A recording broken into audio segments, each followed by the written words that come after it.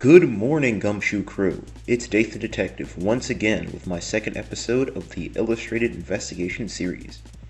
Today I will look over 3 pieces in May of 2024 and 2 in May of 2025, comparing my progress before and after a year of creation. The most unique thing about this year of progress is that you can tell I made a lot of decisions that informed my art journey to the point that you might even be surprised. As always, I'd love for you to try and find any and all Easter eggs in these full body pieces, and I would love to see how you guys react to the growth of my skills. Marina was my first picture of May of 2024. I really tried my best to do a lot of growth compared to April, adding a lot of elements which would be staples of my art style into the future. This included the eye highlights, drop shadows, and my use of references to make the pieces look more realistic. Marina was even my first 800 by 1100 canvas. This doesn't prevent Marina from still looking a bit goofy. Her hair doesn't look as realistic as the model, her shadows literally make no sense as her eyes and her drop shadow are in different places, and the Dathan Detekktiv branded mug doesn't have a consistent shadow with the rest of the light sources, being top down instead of the direction of the light source. Now, as much as it pains me, my biggest mistake with the piece was making her skin too dark for the piece to be readable. The shadows aren't visible from any angle, and you can barely make out her features. The second piece of May of 2024, Lumi, fixed that clarity problem. I used a much more value-shifted brown than trying to color pick or eyeball from reference, and I think it brought out a lot more color and life to her.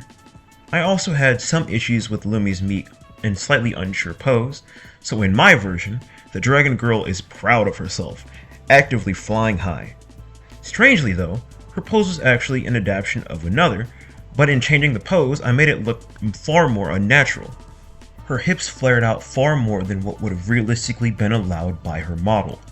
While I was glad to try and use the rim light in the background, it doesn't stop the background's blur to look like a giant rear, or how the rim light isn't even consistent compared to itself.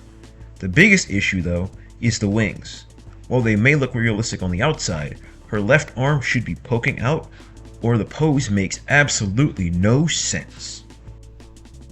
The final piece of May 2024 was Venus. I think this piece may have been my favorite from the month. She works both in terms of her pose and the natural intensity that was captured by the reference. You can easily get a grasp of what she's supposed to represent with a level of Huntress's anger displayed compared to the original. Now, this doesn't mean the piece is without flaws. One can argue that her shadows make less sense than Lumi. If you notice, only certain parts of her body are properly rim lit, and the environment does not match the light source. If the blood moon is genuinely that bright, it would cast a much deeper red glow over everything, besides the heavier occlusion shadows which should be on her front. This includes the grass, her back, and her hair.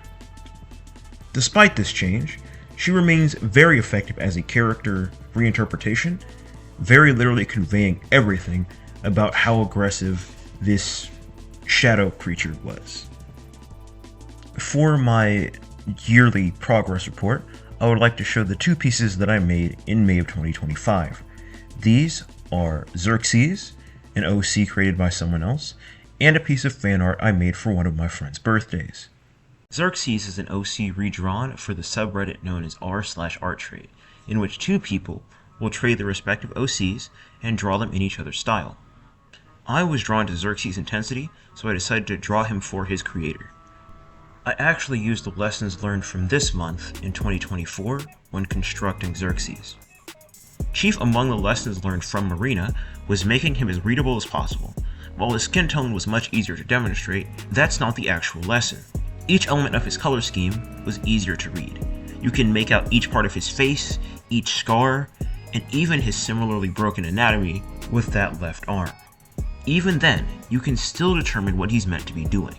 Lumi was a great study on the importance of anatomy and posing. Not only did I make sure to consult a reference, but I used a light source guide to help with showing how much of his body would react to the light. The way the setting is rendered is equally important. It doesn't look as washed out, blurry, or faded compared to hers. Finally though, Venus was improved specifically due to how the character interacted with the scene. While I may even contend the light source is almost identical in terms of application, meaning that the same issues apply. It's a night and day difference, between how those two characters interact. The Devil Woman stands on a patch of grass and doesn't interact with it in the slightest. Xerxes, though, his sandals mess with the turf. His shadow casts upon it. And every tiny interaction with the scene, it makes it that much more grounded and lived in. Especially because it makes the character genuinely look like they live in the setting and they're a part of the background. They aren't just copy-pasted in. However, the birthday fan art for Gintoki Sakata, Gintama, was its own demonstration of my developed skills. Gintoki's outfit was much more interesting to look at, especially compared to Marina's. Her outfit was almost a false representation of how such fabric would bend and fold over a body. While still hyper-stylized, you can see how Gintoki's robe and clothes react to how he steps and the world around him. As for Lumi, I found that both of the props and how the environment reacts to him is far better. Unlike the mysterious disappearing left arm behind her dragon wings, his arm is hidden with intention, reflecting how his yukata would genuinely hide his limbs, especially because it's worked via foreshortening. Finally, the comparison between Venus and Gintoki involves both how lighting and the interactions between grass and the character's feet actually represent in reality. While I think I can push his shadows into being more real, I don't think I would be able to push the yukata and shadows into reality completely. This means that I was able to stylize it in a way that is still both readable and makes sense, unlike the context from Venus, who looks like she was copy-pasted. Despite that, I still should practice the skill or consult the lighting guides like I have done in the past.